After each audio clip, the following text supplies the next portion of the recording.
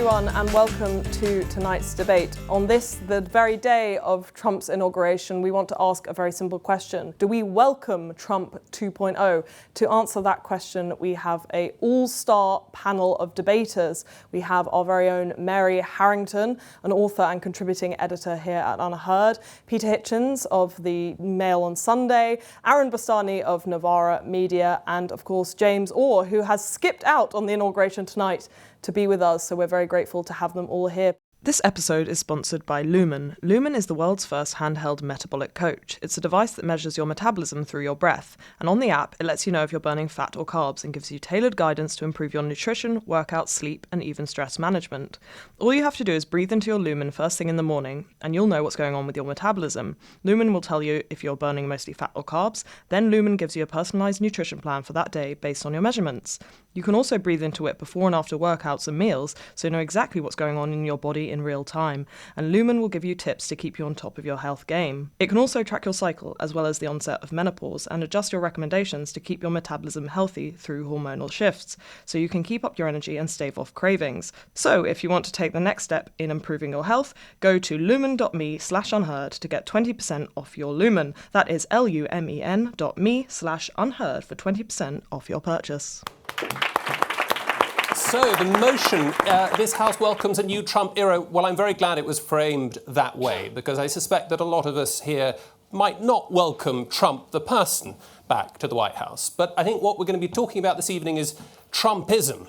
Do we have good reason to welcome Trumpism? And I want to suggest to you that we can, that there is very good reason to welcome Trumpism. We should look past the chef and his various peccadillos and eccentricities that Flo drew our attention to earlier. We should look at the sous chefs. We should look at the team of rivals that he's assembled, the sensible centrists, the pragmatists from left and right. And we've got to look at the menu. What has Trump 2.0 got for us? What banquet has he got for the Americans, and what banquet has he got for us loyal colonials on the edge of the global American empire as we stare across at the imperial metropole? And there's a very long shopping list of concrete reasons to be hopeful and welcoming of Trumpism.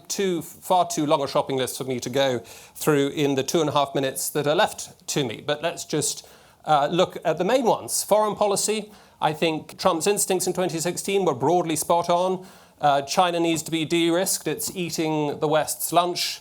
Saber rattling in the South China Sea has got to stop. Taiwan, I think, on balance, is probably safer with Trump in the White House than Biden in the White House. The Abraham Accords were a genuine achievement in the fractious history of the Middle East over the last 50, 60 years. I think they can be revived and solidified. I think Trump and J.D. Vance's instincts on Ukraine are spot on. It is not the beginning of World War III. Well, it might have been if Biden and Harris had stayed in the White House, but I think Vance and Trump have a better chance than any of de-escalating that regional Slavic conflict, and so on and so forth. On immigration, I think they're going to overturn or at least arrest the catastrophic Biden-Harris open borders policy, the flooding of fentanyl, and gangs and cartels and illegal immigrants across the southern border.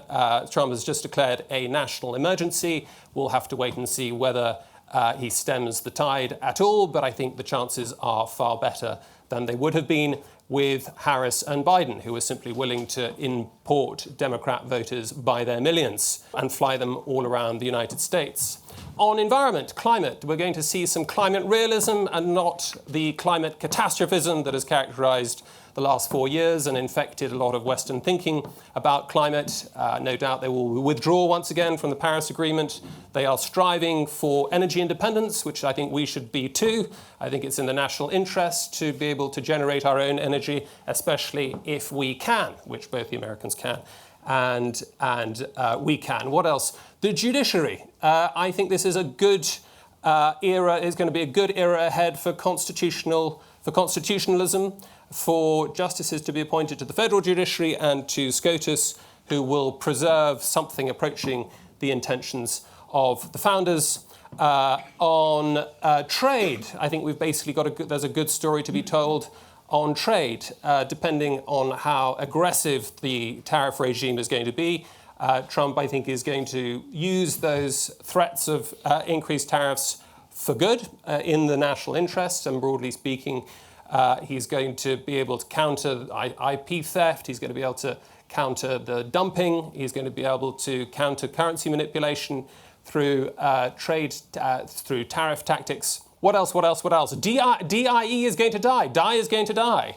It's going to be rooted out to the extent that, well, they're going to have a very good go at ridding the public sector of that ideology, of a sort of that left-wing racism. I think you're going to see its corporate counterpart, ESG investments.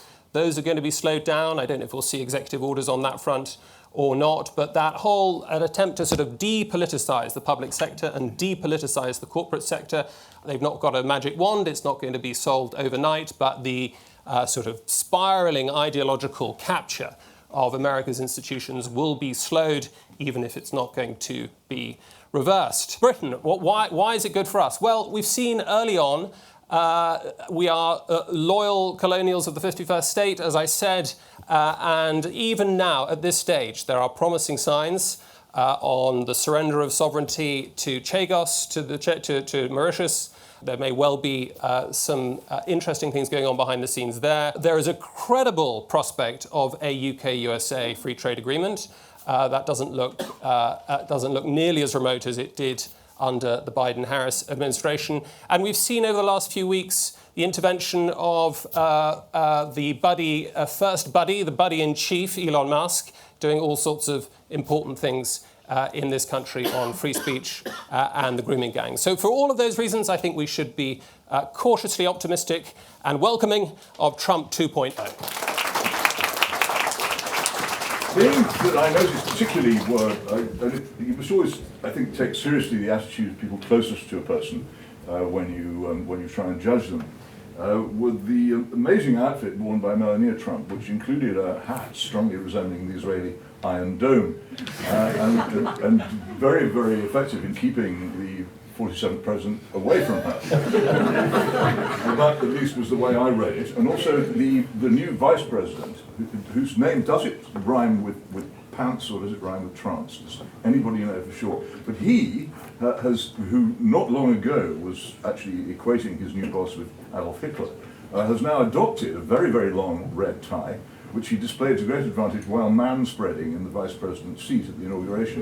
Which I thought might be significant, or might indeed have been a message to Elon Musk, who threatens to take over his position if he isn't careful. But look, what we're dealing with here is not an ism, it is a person. And I think we have to put aside any idea that this is just an ism, because the actual personal force of Donald J. Trump is crucial to this administration and will be right the way through it, and this is what puts me off. Donald Trump is a caricature of everything which left-wing people think conservatives are.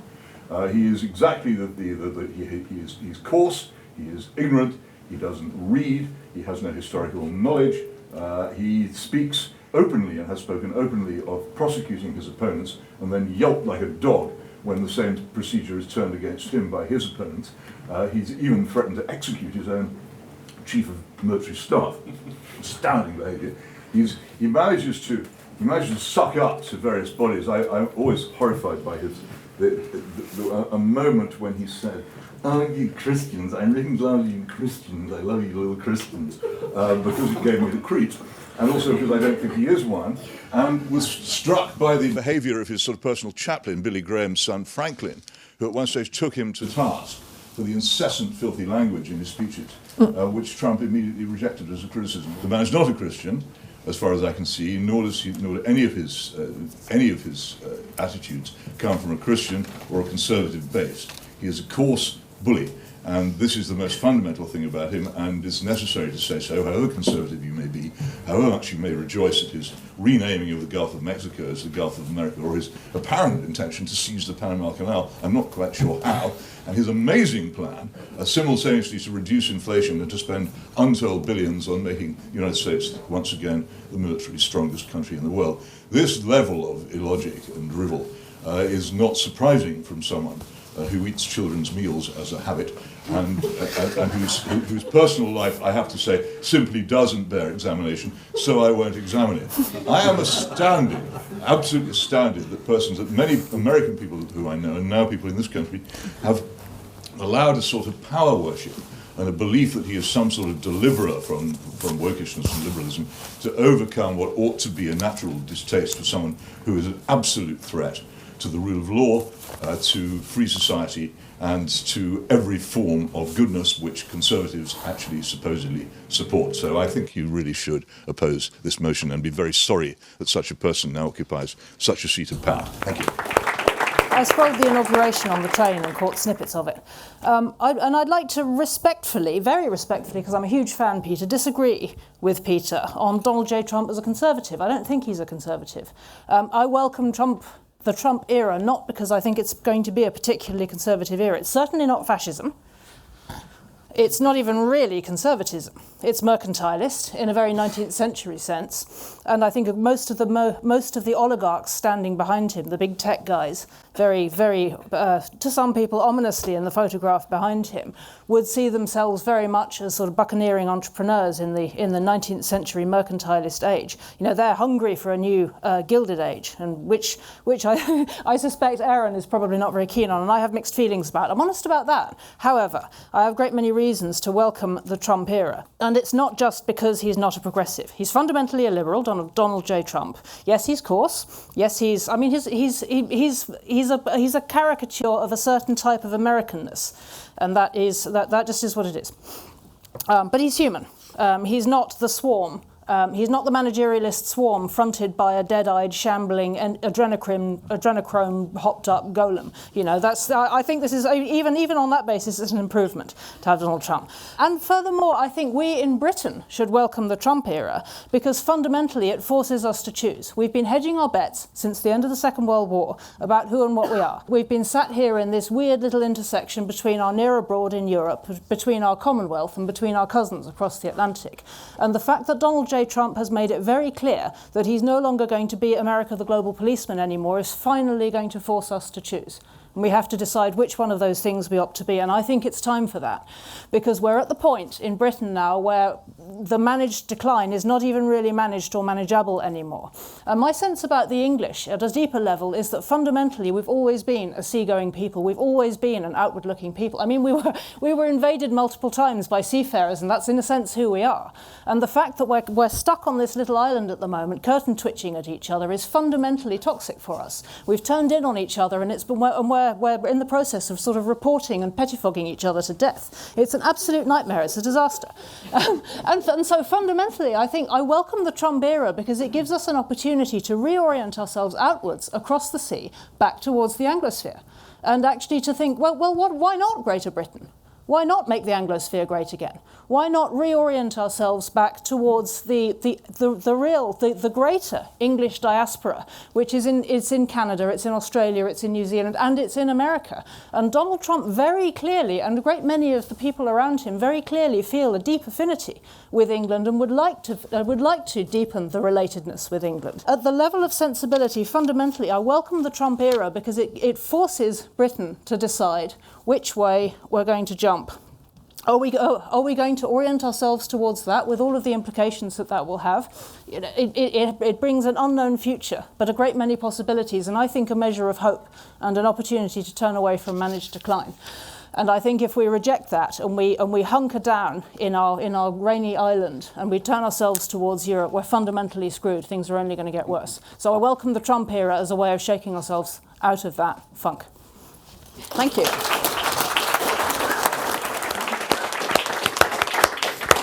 We're yet to hear the strongest argument for Trump, which is that he threatened to incarcerate Mark Zuckerberg for life. I thought that was the killer one, personally, but there we are. I'm very sympathetic to what Mary just said, and actually that forms really my argument against here. The question is, do we welcome the Trump era? And I'm not so worried necessarily about the man. I don't really care about his peccadillos, his personal caprices. But I am very concerned about what he is totemic of, what he's emblematic of, the era itself. And what is that era? It's an era really of a world divided into three spheres, of tripolarity, of three apex predators on the geopolitical stage. The United States, Russia, China. China has East Asia, Russia, Eurasia. The United States has the Western Hemisphere. And I do find this argument very curious, that America first somehow means America and Britain first. It means America first. It means the free trade agreement puts our farmers out of business. It means that we import more and more from America while we become increasingly dependent upon US firms, services, and pounds cross the Atlantic at an even quicker rate. By the way, I didn't think that was possible. I'm sure it is. All of us came here tonight, perhaps using the Tube or Uber. Let's start with the Tube. Maybe you used contactless payment, Visa, MasterCard, a few pennies sent across the Atlantic. Maybe you used Apple Pay, maybe Google Pay. Same story. Did you use Uber? Same story. This is being recorded. It might go on YouTube. American company. Maybe you'll leverage Facebook for some eyeballs. American company. The payment system that processes UnHerd's membership. American company. I presume it's Stripe. The analytics to understand those payments. American company. We could go on and on and on and on. Over the last 20 years, the United States has swallowed this country whole, from asset management to big tech to finance. The FTSE 250 probably doesn't even have a future because entrepreneurs don't want to base their businesses here. Understandably so. The capital markets in the US are much bigger. The ambition is much bigger. But for us, here in Britain, in the 21st century, that is not good. That is not an era to welcome. If you're an American, absolutely. Yes, I get it. But for us here in Blighty, with the economic model we have, very few natural resources by comparison, we're in a spot of bother. And it does also pose that question in regards to geopolitics. If we are in the American sphere of influence, in that broader, quote, Western alliance, and we have to start contributing 5% of GDP for our collective security, even though apparently that's what Trident does, which, by the way, again, we cannot use without the Americans servicing the warheads, so it's not really an independent capability, is it? But again, that's something you can't say in polite company in British politics. If we are tied to this alliance paying 5% of GDP for defence, I'm curious what we get in return. It's not 5G. That was Huawei. That's the Chinese. There are no American 5G companies. Have you tried using a mobile phone in central London recently? Are the Americans going to help us there? I don't think so. It's not excellent high-speed rail. Are the Americans going to help us build that? I don't think so. Is it new technology we can use inside the NHS? The Americans going to help us there? I don't think so. They want the data to help their AI platforms in the US to sell back to us, to exploit us even more, to send even more pounds over the Atlantic. So I welcome none of this, whether it's in regards to security, whether it's in regards to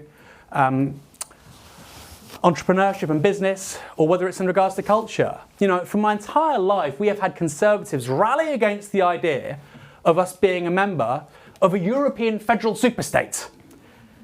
And within 2 months of Donald Trump entering the White House, people are gleeful about joining an American federal superstate instead. I didn't think that was what Take Back Control was all about. I'm deeply surprised, I have to be honest. I'm deeply proud of this country.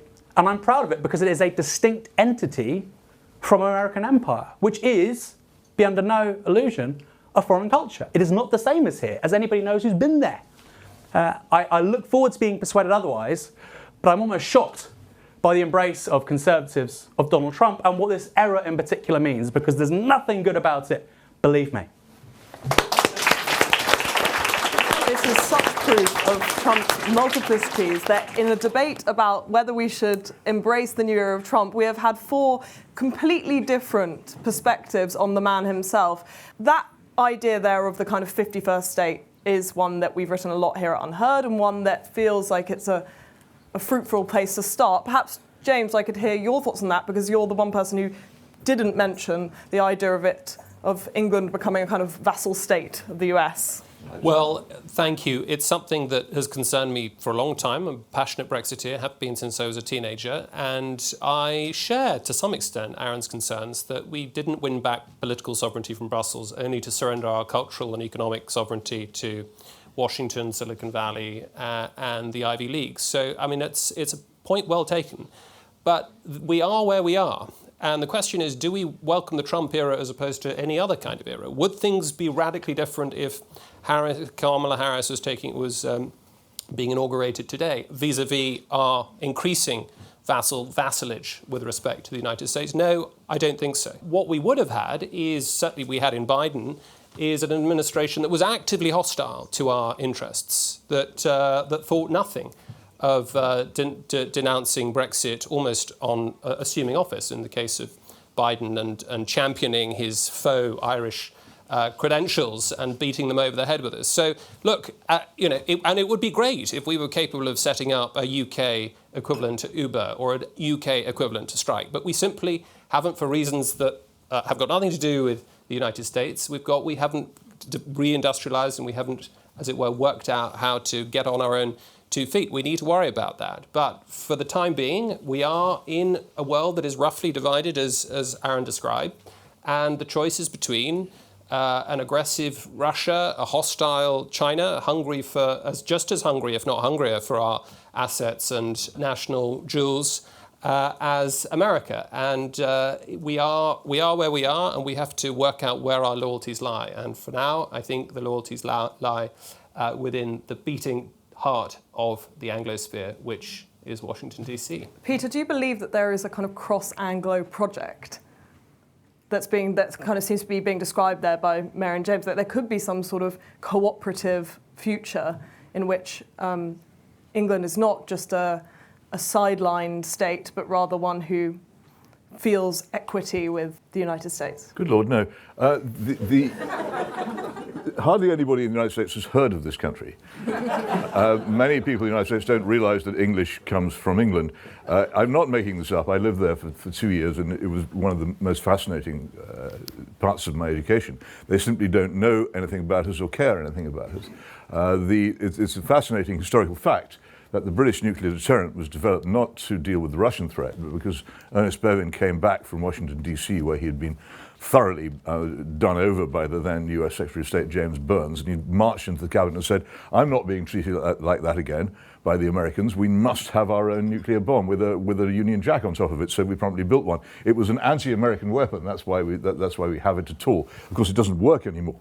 And whenever we try to test it, it either plops into the sea or veers out over Nebraska and has to be destroyed. But these things actually happen. I'm not making them up. It is a hopeless catastrophe. We can't afford it, but it's part of our delusion that we're an important country, which it would be my main desire now, before I die, is to persuade the people of Britain that we're not an important country, and that our future happiness lies in understanding that we're not important and we're not rich. And if we don't get used to that and start sorting our country out as a medium-sized minor power, then we're doomed. So this whole idea that somehow or other Donald Trump and his cronies hold in their hearts a love of Britain, as I promise you, an illusion which will be exploded within months by some terrible trampling thing which they will do to us, probably not even aware that it hurt us, like Ronald Reagan's invasion of Grenada. He had to be informed that it was technically part of the British Commonwealth. And that's the kind of attitude which they were, this supposed ally, this man who went dancing with Margaret Thatcher, didn't actually even know that when he invaded it. So they don't care. I don't expect that. They're not going to solve our problems. They're probably not going to solve theirs. But to me, the really important part of Trump is there's so many people who say, well, this is the end of woke, we're told. The election of Trump means there won't be any more of this. There'll be no more political correctness. There'll be no more equity. All of this will go. I think you may find that the powers of the United States president over 4 years won't really make up for 60 years of cultural, moral and social revolution, which have had the United States in its grip just as much as they've had this country in its grip. It's good rhetoric, it plays well to certain people, but it isn't actually telling you very much of the truth about what America's going to be like. As for the rest of it, they are, to the extent that we still have any commercial or industrial or trading importance, they are our rivals, and if we get in their way, they will push us out of it. And all these other fantasies which James goes on about the Russian aggression. Look, the Russians, after 2 years, haven't even managed to take Kharkov, which is 20 miles from their border. This is not a major threat. Their army is a mass of strategic scrap metal run by corrupt, drunken slobs. And it is not a huge threat. And I don't think China cares very much about us either. And if the Americans choose to confect a row with them, that's their affair, but it's not ours. Our concern is this country. Let me give James the right of reply there a little, because on that, yes. Yeah, I mean, you mentioned I China. was simply taking up Aaron's tripartite sort of scheme of multipolarity. No, I think that's probably not quite right. I'm not, as I made clear in my comments, I think Russian aggression is overstated, particularly when it comes to Ukraine. Let's say the European Union and China, if those are the two major alternatives to aligning ourselves with the United States, I think the United States, I would go for the United States every day of the week and twice on Sundays. You wouldn't if you were an English farmer. You absolutely wouldn't, because your doom would lie that way. Fine, 1% of GDP. Yeah. Mary, talk about the cultural side of this, because Peter mentions the kind of smallness and weirdness of England and the So way I have in a which lot of that's... sympathy. Yeah. I have a lot of sympathy with Peter. I mean, he lives in Oxford. I live near Cambridge. So neither of us are Londoners. Both of us, I expect, feel more affinity with the countryside than your habitual Londoner. I have a deep love of deep England. This is my place. It's my land. It's my home. I run the footpaths every other day. I watch the seasons change in minute detail in the hedgerows. This is my country, and I love it deeply. And Peter's right that America's a long way away, and Americans are very different. I agree. One of my most formative experiences after I left university was riding the Greyhound bus, coast to coast in the United States. I started in New York and finished in California, and went through the Deep South, and it was an experience to ride. People tell you their life story, and they say, "Oh my God, you sound like the Queen." And actually, no, quite a lot of them really did know England existed, but I don't think they knew anything about it. So you're right about all of that. But just to drill in, medium-sized poor country, all of this is true. Yeah. Where we are a medium, we no longer have an empire. We haven't had an empire since 1945, really. We are a medium-sized poor country on the periphery of Europe. And Enoch Powell was right, as I wrote in my column the other day, to say that Britain is a European power, just in straightforward geographic realist terms. Britain is a European power. And he was right when he said it, that we ought to be refocusing our geopolitical interest and such capacities as we still had on Europe. I still think that's broadly true. However, what is the fate in an age of imperialism of medium-sized poor countries? They have to balance. They have to align. Actually, Orban's Hungary is a great case in point. He's a great illustration of what's happening of that in action. When you watch how he triangulates between what the Chinese want from him, on his eastern border, and what the Europeans want from him on his western border, and then what the Americans want from him in order to invest any technology stuff in his country. And Orban is playing a very complicated threefold game and trying to keep all of those people happy, because that's what medium-sized poor countries have to do. And bluntly, that's what Britain has to do. And the question is, with whom do we align, on what terms, and for what reasons? And I respectfully disagree with Peter that there's no cultural affinity between the Americans and the English. There are. Yes, we have differences. Yes, there are areas of mutual incomprehension. There are areas of straight up conflict, and not just over the definition of cheese. There are lots of areas where we don't see eye to eye. However, we're not just divided by a common language. There are deep ties of affinity in a way that, while I wish it were true that we had those deep ties with Europe, in many cases there's just too much history. There's too much water under the bridge. And although in theory it ought to be easy to align there, it's not just for linguistic reasons, but also for cultural, historical, and other complicated reasons. In practice, it doesn't work, and we ended up with Brexit because it doesn't work.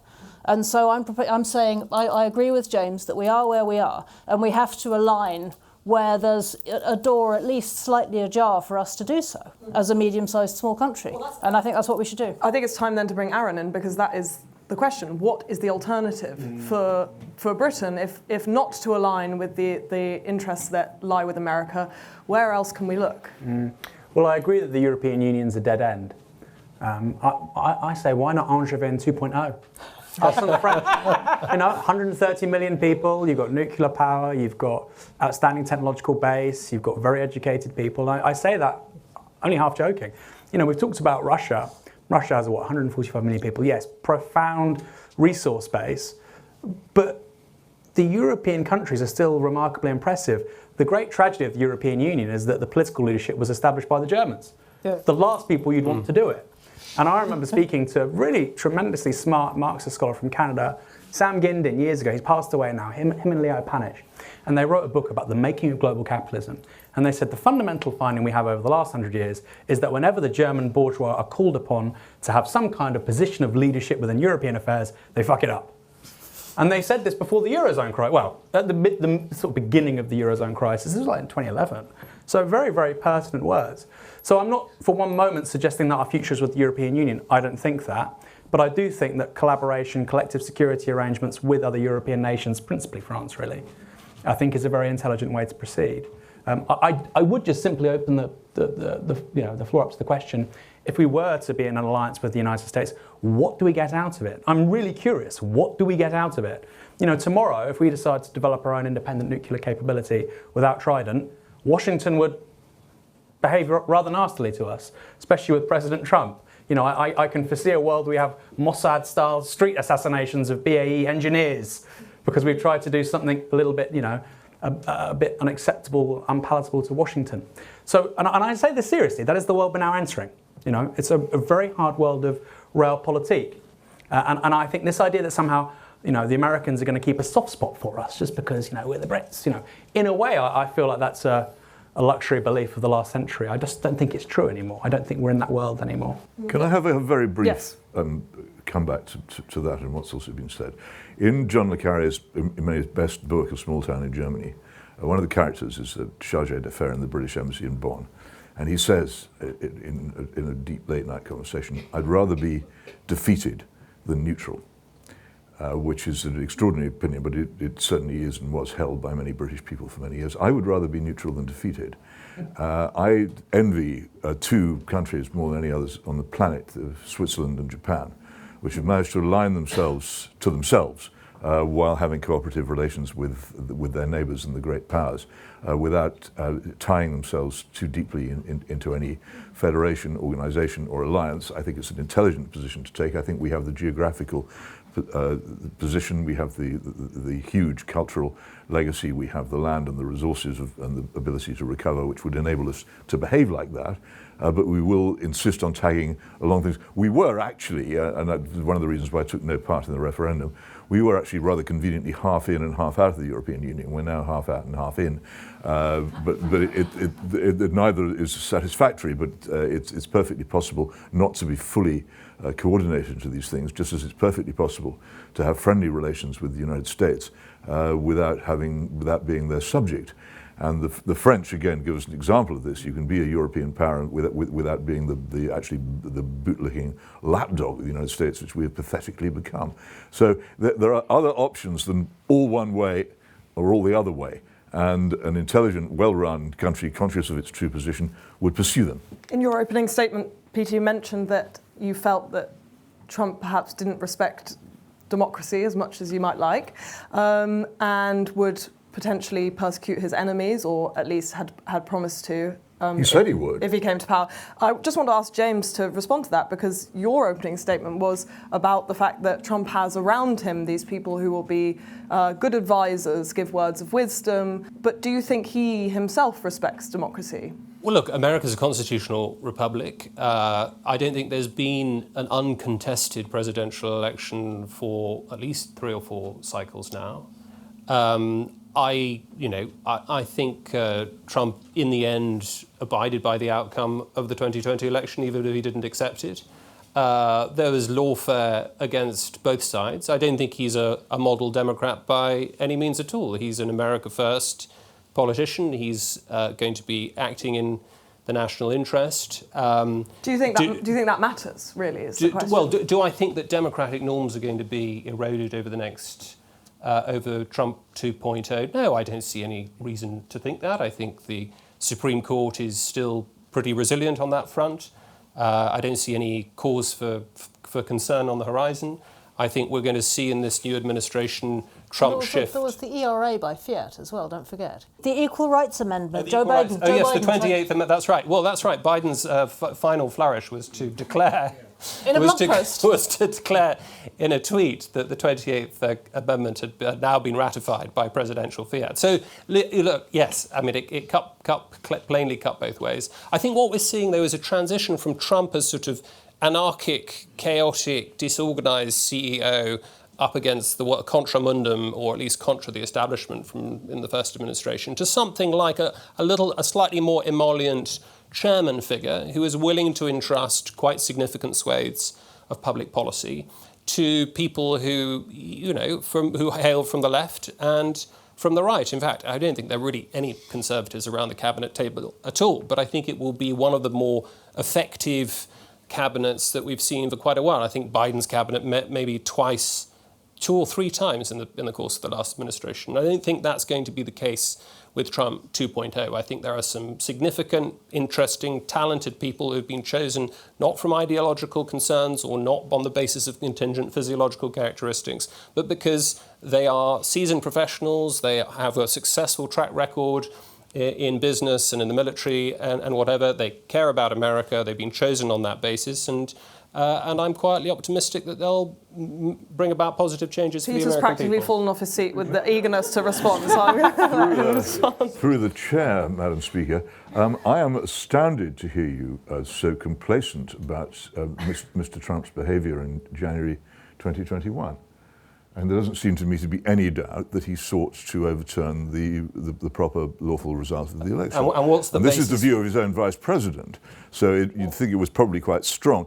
This is for somebody who is now the chief magistrate of a constitutional law-governed country. It seems to me to be a really very major failing indeed, and one certainly which someone who spends so much time with Edith Stein and the great German philosophers and is himself a man of faith, should really be, it seems to me, slightly more critical of, because I don't think that anybody who behaves like that can be trusted with the huge instruments of power placed in him by American democracy. And I think we should all be very worried indeed by his willingness to behave like that when he was robbed, as he saw it, by the electorate of office in 2020. What's the precise basis for thinking that he's going to be a threat to democratic norms? That he was one when he had the chance to be.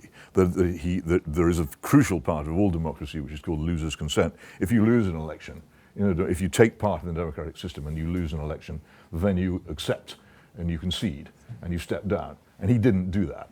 Mary, he just did not do it. Mary, could there be a virtue in that disruption, though? Because I see there that clash, but you're speaking about the kind of libertarian impulse or perhaps the more buccaneering impulse of the people Trump has around him. Is there a plus side to being somebody who isn't so chained by the norms that have come in cycles before? We're talking about democratic norms here, and like my fundamental, I think in the medium term, democratic norms are in trouble, whatever Trump does. That's my settled view for a number of reasons, most of which are independent of Donald Trump. I think democratic norms are in trouble because fundamentally we stopped forming democratic citizens about a generation and a half ago. That's an invasion, and I would quote for this evening appropriately Abraham Lincoln himself, quoting the Bible, it may be that offences must come, but woe to him by whom offences come. The offences have come through Trump himself. Do you not think it's necessary for people in free societies to criticise the things which he did, which were a menace, as I say, to law-governed democracy on an unprecedented scale? I suppose the honest truth is I just didn't respond to January the 6th like that. I didn't. Well, how did you respond to it? Do you think great? No, but I thought this is an interesting moment. And my response, very honestly, to what those people were doing was that they weren't, like, it was called an insurrection, but it just didn't read like that to me. It read to me like Americans who believed that the Capitol was their building, and they came into it because they felt that something was off about what had just happened. And they were responding to that, not in a very coherent or orderly or respectable way, but they were responding, as it were, it seemed to me, from the heart, to a political event which had seemed off. And everything about 2020 was off. Let's be honest. I mean, I'm not. Hang on. I must ask you: do you think that Trump won the 2020 election? I don't know. I don't know. So you don't accept the counting of the votes as being some evidence towards the outcome? there was a lot of discourse, and I just decided to tune it out, if I'm completely honest. That seems to be the case. Aaron, we'll end with you before we go to a break. The big promise of the new Trump government is to end DEI, to kind of gut these baggy, bloated institutions, to stop what some people call wokeness. Why are James and Mary wrong that could and in fact will happen under Trump? If you were somebody for whom ending wokeness in the West was your main priority, why wouldn't Trump be the answer? The leading edge of identity politics, DEI, wokeness, I think that's more imperiled by the end of 0% interest rates than anybody being the president. I do think a lot of that stuff was the result of a political economy during the 2010s which just wasn't normal. Lots of capital was being directed in all sorts of weird places. We had all kinds of firms which fundamentally based upon cheap capital and cheap labour, which in a market economy shouldn't really exist. I'm thinking of some delivery apps. They probably won't be with us for very much longer. And I think that, and that might sound evasive to use Peter's word, but I think that is a bigger problem for woke stuff in politics or in corporate culture than whoever's president. I think that really, the cost of living crisis, particularly 22, 23, focused so many minds onto what matters in politics. Affordable housing, job, decent wages, affordable energy. If you can't turn your heating on, a lot of this stuff is just utterly irrelevant. And in terms of can he deliver on his agenda, every single Conservative has promised to, well, not every single, a number of Conservatives have promised to shrink the state since Reagan and Thatcher. And of course, none of them have. The state has progressively grown in the United States since the 1930s. Briefly, as a percentage of overall spending, government spending basically stagnates in the first Reagan term, then carries on again in the second one. And I don't see that there's any evidence to suggest that somehow Donald Trump will be different to Reagan, different to Thatcher. What I think we'll get is more deficit-funded tax cuts. That has been the political economy of the post-1979 Anglophone right. Deficit-funded tax cuts while talking about fiscal conservatism. And by the way, the only recent American to be running surpluses is Bill Clinton, immediately bodged by George W. Bush, who apparently was a fiscal conservative. So I could be wrong. In many ways, Trump has the makings of a world historical figure. Maybe he will be the one that shrinks the state. I'm sure that's what you guys hope, some of you. But there is just absolutely zero evidence for it hitherto. Elon Musk saying he's going to take $2 trillion out of American government spending. I mean, you've got the tariffs, that'll mean short-term inflation. You've got that removal of a big macroeconomic stabilizer. It just seems incredibly chaotic. Maybe on the other side is something really good. I can understand the optimism. But again, that's a conversation for our friends on the other side of the Atlantic. I don't see how any of this is good for us here in the UK. And by the way, I'll finish with this one point. I do accept the argument about Trump versus Kamala Harris, or Kamala, whoever her name was. Kamala Harris. And I was repeatedly told off for mispronouncing this name I'd never heard previously. So Kamala Harris is no better than Trump. But it's like if you're UnHerd and you've got a crap journalist and you say, we want to get rid of this person, they're not very good. The boss, Freddie, says we need to get rid of them. The agenda isn't, well, we'll get somebody who's slightly less crap. You want to get a good journalist. And I would submit that's probably a wise way to proceed in life. Mm-hmm. I just wanted to give you 30 seconds each to respond to anything that you feel you haven't been able to come to in that last half an hour before we take a break, and then we'll come back with some questions. So I'll start with James. We'll go in the same order that we went in for our speeches. 30 seconds, and I will be timing this exactly, just to respond to anything that you'd like to talk about from that last half an hour. Go ahead. Well, just to restate my point, I think we should be cautiously optimistic about the new Trump era. I think there are reasons to be positive, whether one's on the left or on the right. We're not dealing with a social conservative, particularly, if that's something that might spook you. But nor are we dealing with an aggressive fiscal conservative, if that's something that spooks you too. There's a lot to love on the menu, and we should welcome it cautiously. It's certainly more than the alternatives that we're facing us. Great, Peter. Just 30 seconds for you. Yeah, he's not safe. He wrecked the Iran agreement when he was in office, which was probably one of the most hopeful moves towards general peace in the Middle East that has ever been. He is also not safe for freedom. His administration pursued Julian Assange of WikiLeaks quite brutally and without compunction. And I think people should bear that in mind as well when they're assessing him. Okay, Mary, to you. I'm actually just going to resume the argument with Peter for 30 seconds about January the 6th, because actually I just wanted to broaden the lens on that very briefly and to say that actually nothing about 2020 was normal, and that was the point where we exited democratic norms. There are a great many things that I'm ambivalent about in the Trump presidency, but I broadly welcome fundamentally the central fact that I welcome about it is that it's led by a human being and not by a cipher. Fronting a managerialist regime, and I think there's a great many hugely valuable points that the opposition has raised about what there is to be concerned about. But the fundamental thing to welcome about Donald Trump is that he's a human being. Okay, and finally, not a golem. Aaron, I to can you. accept Begrudgingly. America has the luxury of being protected from the downsides of its own policy choices, particularly with regards to foreign policy. They repeatedly create failed states, displace tens of millions of people, and of course those people come to Europe and they become a problem for European politicians. The nightmare scenario is that we have an American president at some point who creates a failed state in one of three countries, Pakistan, Egypt, Iran, 450 million people. If those people are displaced for whatever reason and they come towards Europe, we'll see a crisis of the likes we've never seen before. And I don't trust Donald Trump to give a toss about any of that, frankly.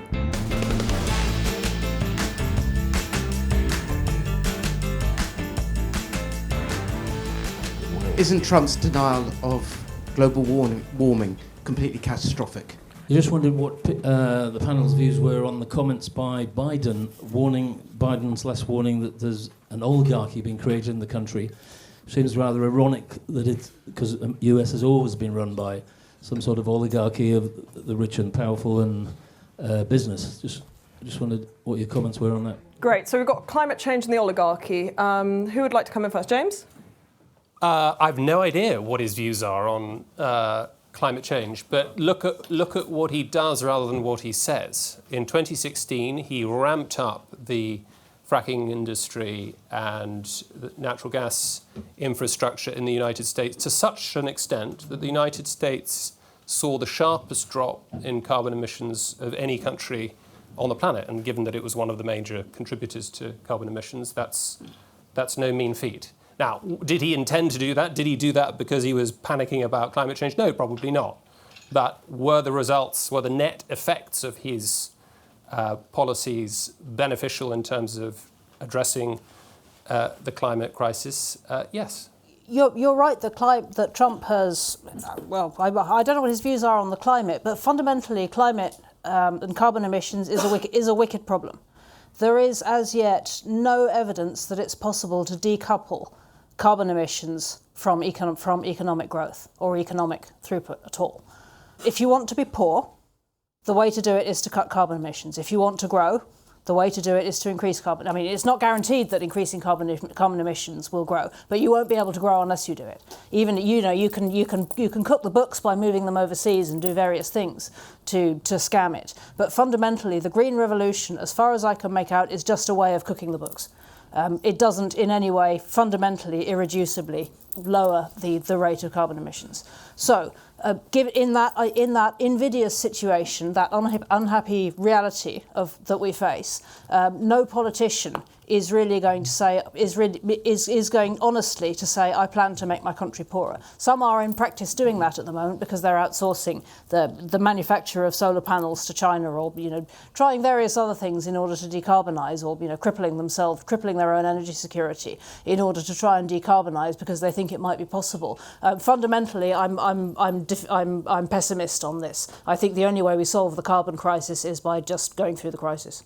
I'll say that Joe Biden, he's probably quite aware of a growing oligarchy because he can see the list of Democrat donors. They're giving more money. It's really... You're supposed to be all lefty on here. It's a good thing you're not regulated by Ofcom. But it's quite notable, isn't it, how the patrician elite backed the Democrats. So I find that just a remarkable thing to say. But also, what's really incredible for me is the extent to which the pendulum just swung amongst particularly Zuckerberg, Bezos, and Musk, between them, combined value of something like $950 billion, it's like the GDP of Switzerland or something. And Musk on his own is the GDP of Finland. yeah, there you go. And I almost admire Apple for sticking with DEI. Because obviously the rest of them didn't believe it. At least Apple believes in something, which in this age is That's like the new anti-woke is DEI. They're the new rebels. Of that. Peter, any more? No, I decided not to squander any of the small amount of unusual popularity I've already. Okay, let's take another two. Trump's now 78, so might not make it to the end of his term. What do you think J.D. Vance's presidency would look like? I'm just wondering what you think of the temperature of the culture war is going to be, given the fact that the last time that the New Left tried to take some purchase in the culture was in the mid to late 1990s, where they didn't have that much cultural traction, and people like Judith Butler were laughed out of the room because of the turgid prose that she was producing at that time. I'm a little bit worried now that they have more cultural traction because of new media and the internet, and they won't be as easy to wheedle off the side of the ship as previous generational barnacles. On J.D. Vance or Vance or Trance, I think that he's obviously an intelligent person, but I think he's sold his soul. And I'm not sure he's got, as is so often the case, a particularly good prize for it. As we see, I think there was a rally in D.C. yesterday in which J.D. whatever was sitting in the room, and so was Elon Musk, and it was Musk who was invited up onto the platform and not the vice president-elect. And the vice president's job was notably described, I bowdlerized slightly, by John Nance Garner as being worth nothing more than a bucket of warm spit, which under normal circumstances is true, and that depends, of course, very much on who is the president at the time. And I would not be at all surprised if he gets sidelined.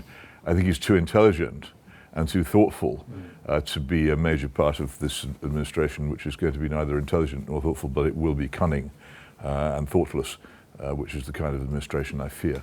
I mean, on Vance, let me just say, Peter's right. The vice presidency typically has been an extraordinarily inert position.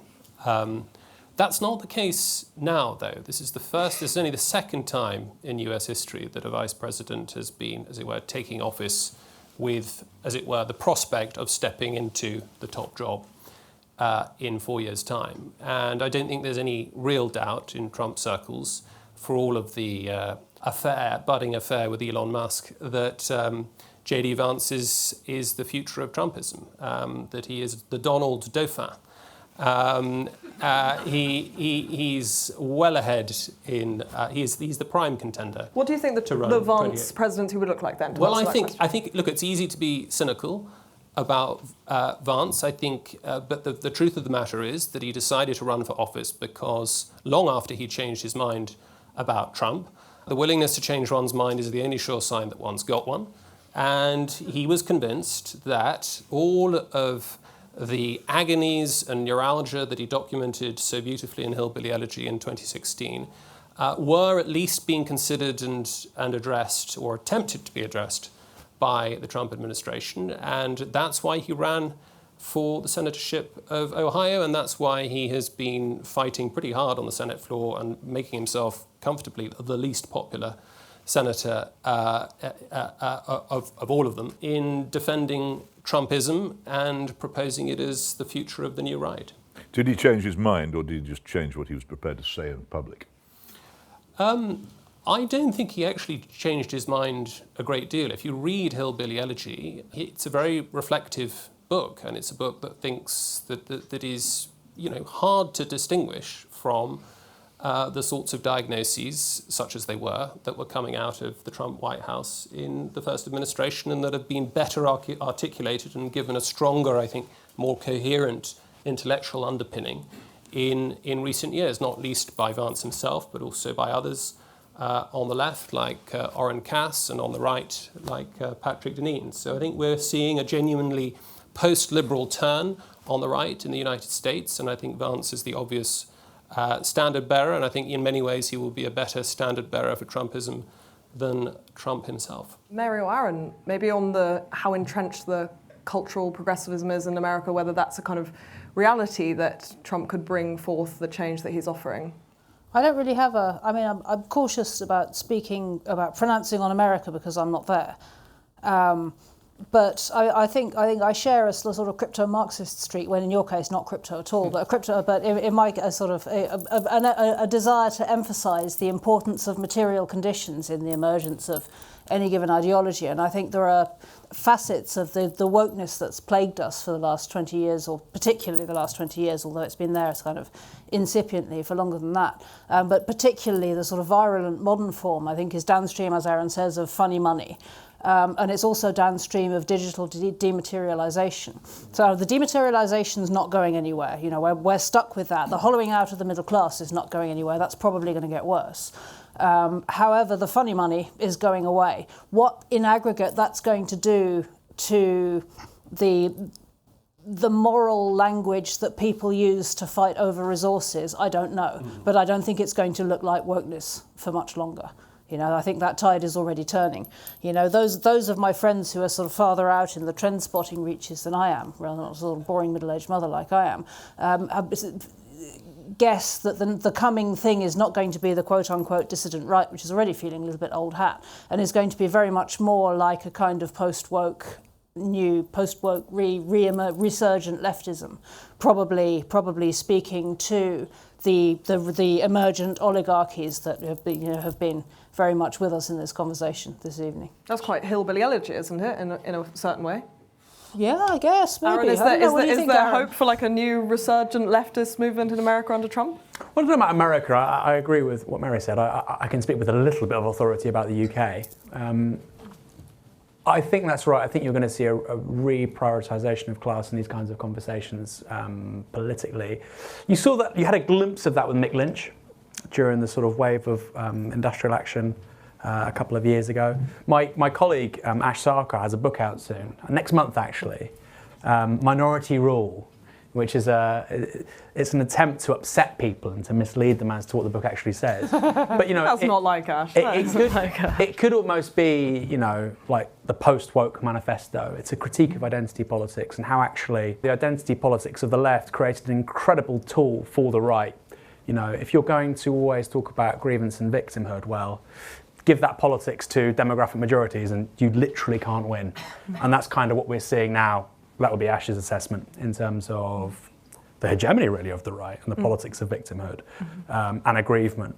And I'm not suggesting that's the entirety of Trump or the entirety of reform, but I think it's a very strong current. So I look forward to the idea of a left beyond a lot of that stuff. Do you think that Trump and Musk are going to be going along together for a long time, or the honeymoon is going to be over soon? And the other thing what about Kennedy in healthcare? Is it going to be good? Great. There's already rumblings that Vivek might be on the outs, so it's good to have that question. Yeah. Yeah, it's going to be more of a statement, but I'm going to give it a question. How can you look at January the 6th in isolation when the events of 2020 were so turbulent themselves, and in particular, Mark Milley establishing a back channel to China and quite literally going around the elected president's back, and furthermore also then being preemptively pardoned by the current administration?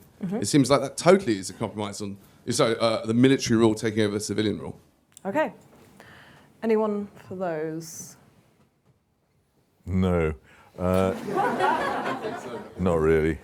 What about RFK? I think we've got to talk about RFK a little bit, because this feels, post-COVID, this feels like a very obvious, in some ways, that Trump and Musk are a backlash to kind of woke DEI stuff. RFK is a very particular kind of backlash against the COVID moment. I'm genuinely curious to see what happens when the Make America Healthy Again project collides with the American food industry. I'm very interested to see what happens at that point. I mean, I love America, unironically. I love visiting there. I have a great many American friends, and I really, like, every time I go, I learn something. It's an extraordinary place. But the food is so triggering. I live on bananas and black coffee every time I go there because there's nothing else that's actually food. And so I completely see where RFK is coming from. But how on earth he's going to get any traction is beyond me. Well, especially with under Trump, who is obviously fed college athletes McDonald's when they came to the White House. He is a lover of fast food, unabashedly so. He has, whatever he says, 6 Diet Cokes and a Big Mac every day. There's an incredible photo actually of the private jet, and they're all on the private jet, and then Trump is handing his dispensed McDonald's to everybody on the plane, including RFK, and he's sat there in the middle with this thing, and very he's like Machiavellian moments for him, I think. But it speaks to I suppose a question that also touches on Musk, which is Trump is obviously in many ways not a traditional political character. He doesn't seem to look around and think, how can I possibly please everyone so that I can maintain my position, which is the usual political kind of mantra. We see it here in Westminster all the time, a friend to all. He is certainly not a friend to all, and he seems to turn on people quite quickly. So how long does that relationship with Musk, who's also quite cantankerous and can be quite reactive, is it doomed from the start, or is it going to be a honeymoon period for the next 4 years? Well, Elon Musk, for all his criticisms of this country, seems awfully hesitant to criticise the Communist Party of China because he knows which way his bread is buttered. And I suspect it will be the same with Trump in the White House. So I'm not so sure about them falling out necessarily. I mean, it'll eventually happen, but will it happen within the first 2 years? I suspect not. I also just wanted to quickly come back to that point about the contradictions of the project. Musk wants to cut government spending by $2 trillion. Well, you probably want to take on Big Pharma if that's the case, right? They're not going to be very happy about that. You probably want to take on the Pentagon and the deep state. And indeed, Bernie Sanders said precisely that. If Elon Musk wants to cut Pentagon funding, well, I'm all for it. So it will be interesting to see these entrenched special interests, which, and again, I don't think that's a left-right thing. That these are things which actually need to be taken on. Will Musk and Trump be allowed to do that? I don't see how they will be. I mean, I could be wrong. How worried should we be that the chief interpreter of Trumpism in the UK is Nigel Farage? Do you think January the 6th was actually an act of civil disobedience? As distinct from insurrection? Yes. Or just law-breaking, as we call it. OK, let's talk Farage. Farage is the vector for Trump, the vessel of Trumpism in the UK. That does already seem to be perhaps splintering with Elon Musk's recent kind of withdrawal from his support of Farage. How do we think that might play out? Well, Farage gave an astonishing interview to BBC Radio 4, which they ran on Sunday night, in which he certainly claimed to have very deep contacts with the whole Trump outfit and to have strongly established links with them and to understand what they were doing. Well, if that's true, I don't suppose it can be a bad thing if we have someone who knows these people who can interpret and even act as a go-between between us and them if rows arrive. But I don't think that Farage or anybody in this country much begins to comprehend the length and breadth and depth and height of American populism and the ferocious power which it can deploy, which actually makes Nigel Farage look like the mayor of Trumpton. It's much, much bigger what's going on over there than anything he's ever set out to do. And it's much, much more powerful and it's much, much richer. I think he's, as was shown with his extraordinary exchange with Musk over Tommy Robinson, I don't think I'm no admirer of Farage, anybody who knows me knows, but I think it is to his great credit that he's always steered clear of Robinson, Yaxley, Lennon, and won't have anything to do with him. And I think that when that came up and he realized that Elon Musk felt very much that Yaxley Lennon was somebody who you could do business with, I think that was probably a very illuminating moment for him about the people he'd been dealing with, who up till then had appeared at least to be within the range of respectable politics. Just very briefly, if Farage is the principal interpreter of Trumpism in the UK, that's less a comment on Farage than it is a failure of the rest of our politicians. I think it's absolutely insane that our current administration had the lack of foresight to find themselves in a position where they had not only openly insulted somebody who could become the next president of the United States, but had actually sent Labour employees over to help the other side. It was nuts.